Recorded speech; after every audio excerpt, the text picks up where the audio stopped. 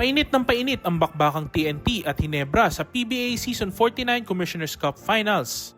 Nagdiwang ang Hinebra fans sa SM Mall of Asia Arena sa Pasay matapos makuha ng Gene Kings ang 71-70 na panalo sa Game 2 ngayong linggo, March 16.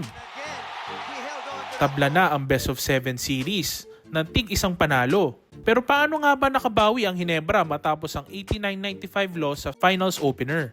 Una sa lahat, depensa. Hinebra gave TNT a dose of its own medicine dahil 4 points lang ang naitala ng TNT sa second quarter. Ayon kay PBA Chief Statistician Fidel Mangonon, yan ang bagong all-time lowest output for a quarter in a PBA Finals.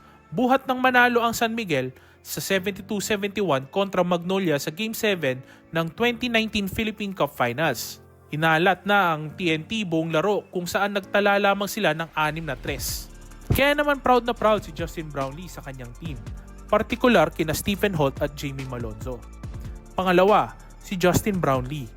Tila binuhat ni Justin ang Gene Kings dala ng kanyang 35 points, 11 rebounds, 1 steal and 2 blocks. Siya rin ang bumida sa huling minuto ng laro. Naibuslo niya ang isang mala Michael Jordan na reverse layup kontra Rondae Hollis Jefferson at ipinasok ang 2 free throws na nagbigay sa Hinebra ng panalo.